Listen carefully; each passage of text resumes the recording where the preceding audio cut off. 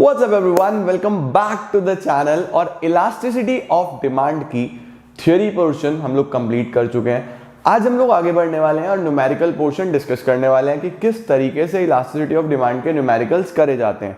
तो let's see कि numericals से क्या कुछ आपसे पूछा जा सकता है और कितना एफर्ट लेवल लगाना पड़ेगा इन इजी से न्यूमेरिकल्स में। स्टिल कोशिश करूंगा जितना ज्यादा इजी बना पाऊं आप लोगों के लिए इजी बनाऊं और सारी चीजें आपको समझ में आ जाए। तो without wasting any time let's begin with numerical portions of elasticity of demand. Let's start.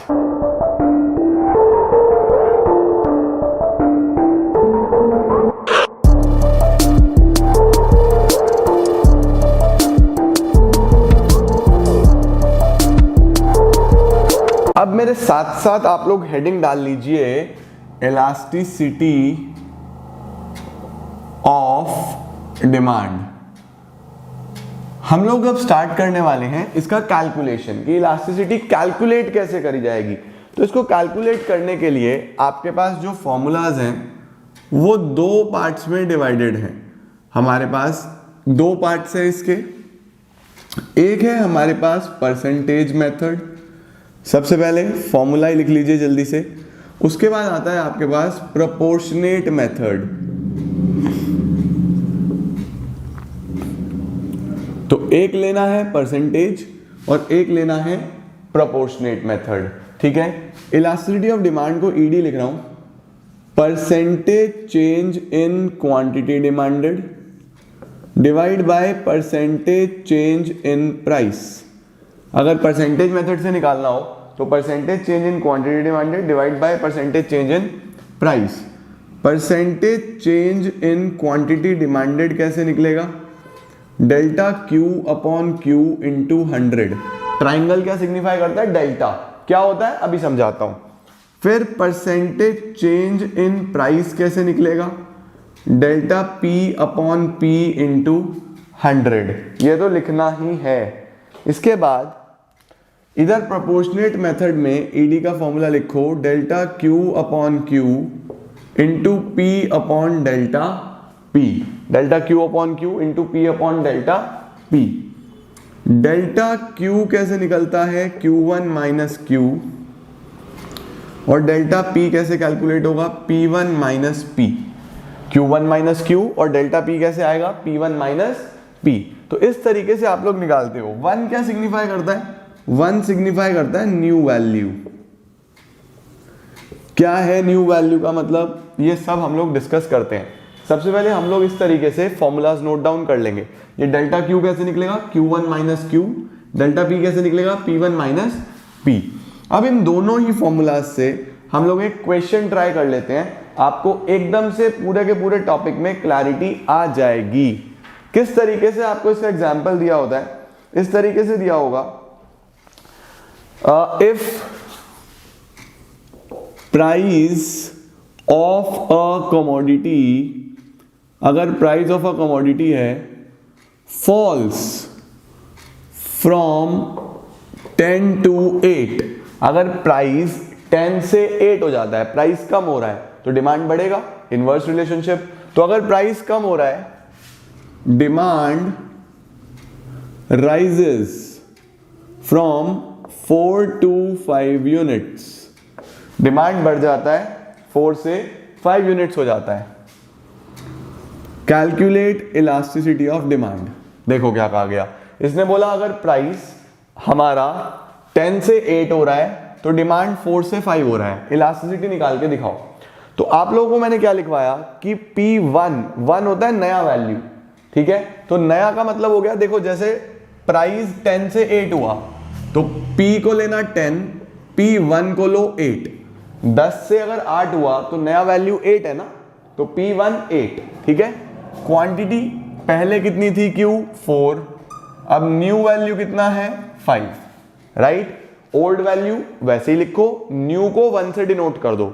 ये हो गया। अब हमें पहले इस फॉर्मूला से कर लेते हैं। ईडी का फॉर्मूला है डेल्टा क्यू अपॉन क्यू। तो क्यू तो पता है, डेल्टा क्यू चाहिए। तो डेल्टा क्यू कैसे निकलेगा? Q1 minus Q. ये लिखा हुआ है Q1 माइनस क्यू। तो Q1 5 और Q4 5 माइनस 4, वैल्यू आ गया 1। डेल्टा पी भी चाहिए हमें फॉर्मूला में, तो डेल्टा पी कैसे निकलेगा, P1 माइनस पी, यानी कि 8 माइनस 10, ये आ गया -2। 8 माइनस 10 कितना आ गया, -2। ठीक है, अब आपके पास ये जो नेगेटिव है ये क्या सिग्निफाई कर रहा है कि प्राइस कम हुआ है, पॉजिटिव होता तो प्राइस बढ़ रहा है। ठीक है, अब इसको आप यहां पुट करो बस, डेल्टा क्यू कितना 1, क्यू कितना 4 इंटू पी कितना, पी हो गया हमारे पास 10 और डेल्टा पी कितना -2। इसको सीधा सीधा आपको सॉल्व करना है। इसको सॉल्व करूं अगर मैं तो 2 5 हो गया, ये हो गया 5/4, माइनस का नेगेटिव का 5/4 आ रहा है, तो नेगेटिव का अगर 5/4 आ जाए तो इसको हम लोग क्या बोलेंगे, इसको बोलूंगा 1.25।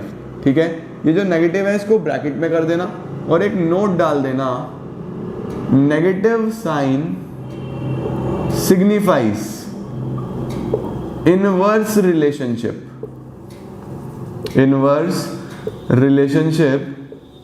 between price and quantity demanded। इस नेगेटिव का रेलेवेंस सिर्फ इतना है कि प्राइस में और क्वांटिटी डिमांडेड में इनवर्स रिलेशनशिप है और कुछ नहीं, इस बात को ध्यान रखना। ठीक है, नेगेटिव से और कुछ भी समझ में नहीं आता, पहली बात। दूसरी बात, इलास्टिसिटी इज यूनिटलेस, इसकी कोई यूनिट्स नहीं है, कोई केजी ग्राम कुछ नहीं लिखना, सीधा सीधा 1.25 इज योर आंसर। और ये नोट डाल के आना, नेगेटिव साइन क्या सिग्निफाई करता है, इनवर्स रिलेशनशिप। अब ये तो हो गया प्रोपोर्शनेट मेथड से, इसी को परसेंटेज मेथड से करें। कुछ लोग ये कहते हैं कि दोनों मेथड से अलग अलग आंसर्स आता है, वो बिल्कुल गलत है।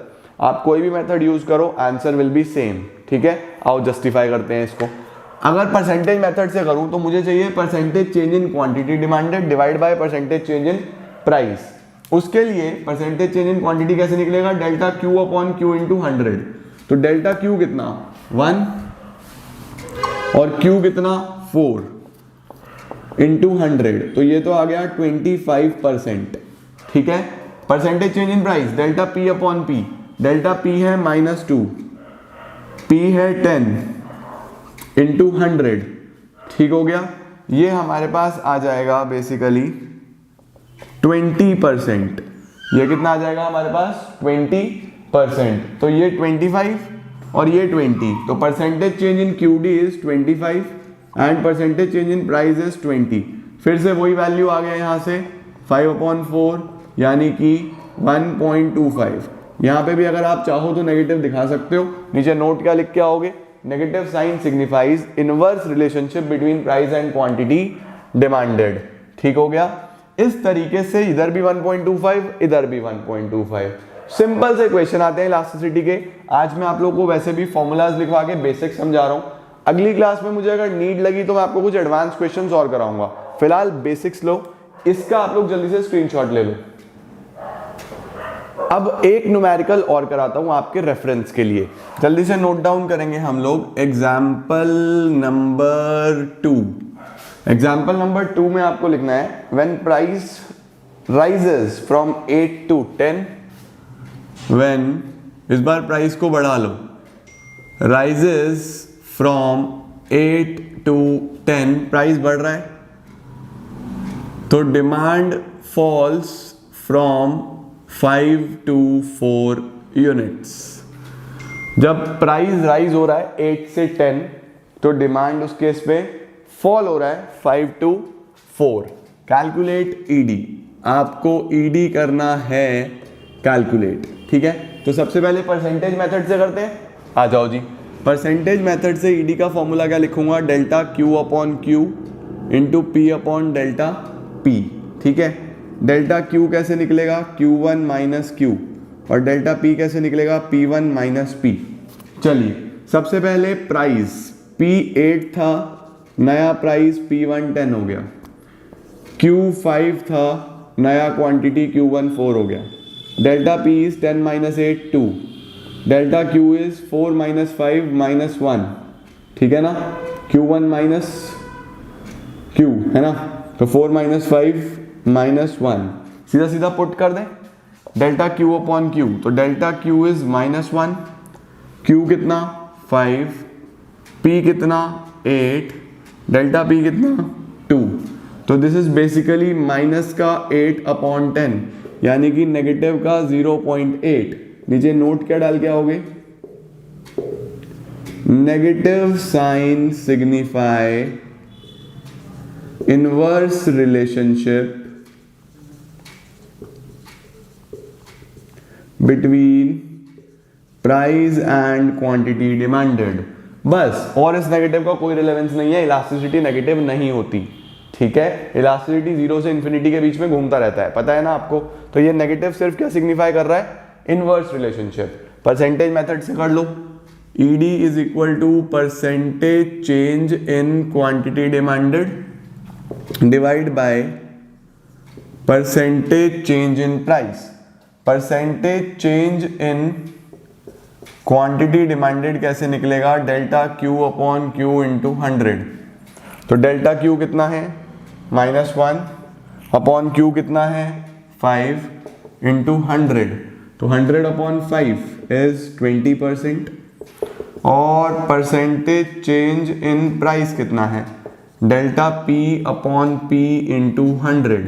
डेल्टा P कितना हुआ 2, P कितना हुआ 8 इंटू 100, यानी कि ये हो गया अब हमारे पास 25%।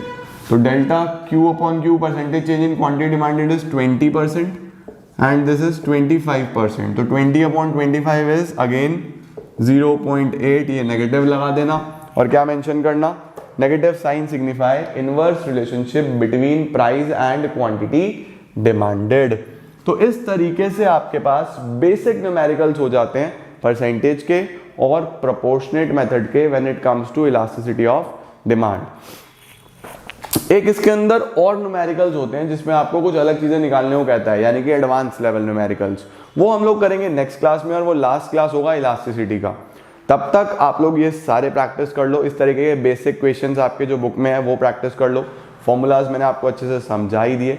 कोई और चीज़ आपको प्रॉब्लम आ रही है तो कमेंट सेक्शन में मुझे मेंशन कर देना, मैं उस पर ज़रूर ध्यान दूंगा और उसको हम कवर करेंगे, ठीक है। तो दिस इज इट, आज के लिए इतना ही। स्क्रीनशॉट आप लोगों ने ले ही लिया होगा, नहीं लिया है तो ले लो यार अब। और स्टिल कुछ और प्रॉब्लम आती है तो लेट मी नो, हर समस्या का समाधान यही हो जाएगा। आज के लिए इतना ही, थैंक यू सो मच।